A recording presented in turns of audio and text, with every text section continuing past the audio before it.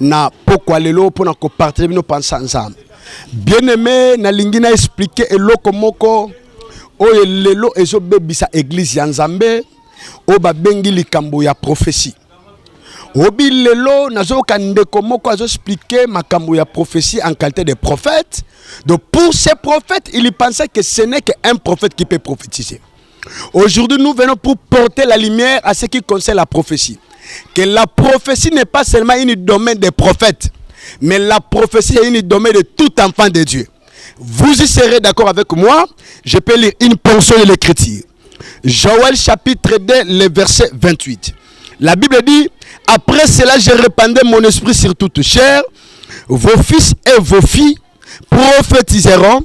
Vos vieillards auront des songes et vos jeunes gens des visions. Même sur les serviteurs et sur les servantes, dans ces jours-là, je répandrai mon esprit. Donc là, je suis en train de comprendre une chose. Donc à ce qui concerne la prophétie, vous devez d'abord savoir que c'est une promesse de Dieu. Là, c'est Dieu lui-même qui a donné cette promesse, mais la promesse là n'était pas catégorisée par des serviteurs.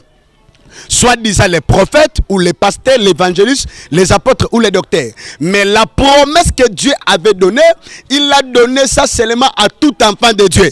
C'est ainsi que vous remarquerez, la Bible dit, dans les derniers jours, il répandrait son esprit d'eau. C'est-à-dire, à tout celui qui est appelé un enfant de Dieu, il a la probabilité d'avoir la vision, il a la probabilité de prophétiser. Pourquoi? Parce qu'il a l'esprit de Dieu. Donc nous comprenons que pour prophétiser, cela ne veut pas dire que tu dois être un prophète, mais pour prophétiser, premièrement, il faut être enfant de Dieu, et deuxièmement, il faut être couvert du Saint-Esprit. Donc, si tu n'as pas le Saint-Esprit, si tu n'as pas engobé le Saint-Esprit en toi, tu ne peux jamais prophétiser. Si tu n'as pas cru en Christ Jésus comme Seigneur et Sauveur, tu ne peux jamais avoir la prophétie. Donc, c'est-à-dire, la prophétie dans le domaine de la prophétité. Et vous allez remarquer, aujourd'hui, nous avons des prophéties coutumières. Moi, j'appelle ça les prophéties coutumières.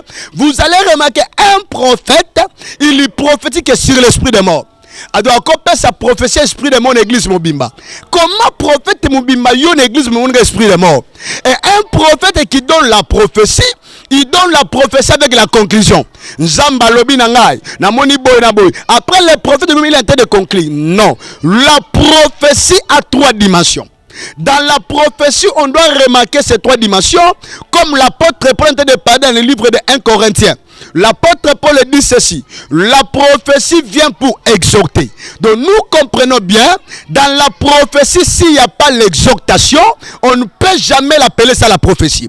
La deuxième dimension de la prophétie, l'apôtre Paul parle, la prophétie vient pour consoler. Donc nous remarquons que dans la prophétie, s'il n'y a pas la consolation, on ne peut jamais l'appeler la prophétie. Et la troisième dimension de la prophétie vient pour édifier. Donc nous avons besoin d'avoir dans la prophétie une édification. Une prophétie qui n'édifie pas, une prophétie qui ne console pas, une prophétie qui n'exhorte pas, on ne peut jamais appeler une prophétie. Chers prophètes, retournez à les Écritures. Or d'abord, le rôle d'un prophète n'est pas pour prophétiser. Un prophète, il est celui qui veille sur la doctrine de Christ Jésus et il est celui qui veille sur les Écritures. Un prophète, son rôle n'est pas pour prophétiser. Chers prophètes, vous qui appelez les prophètes, pour prophétiser, pour la prophétie. Na yoko yebi sabino lelo na yeli bino. Bozonge la musala na bino, ya kote ya batulelo bananzambe, ya ko veiller sur l'écriture de Dieu. Donc si vous n'avez pas la connaissance de l'écriture, parce qu'un prophète est un tige de chandelier, il est celui qui porte la lumière sur les écritures. Donc un prophète qui ne porte pas la lumière sur les Écritures, on ne peut pas appeler un prophète. Pour terminer, mais comment vous pouvez remarquer les faux prophètes? Parce que les prophètes, ils ont leur source de la prophétie. Vous allez remarquer, les ressources de la prophétie, c'est les sources mensongères. Au monde la prophétie, source n'a pas le kuta. La prophétie, il y a les lois, ils ont la prophétie, mais comme la prophétie, les sources, ils ont le kuta.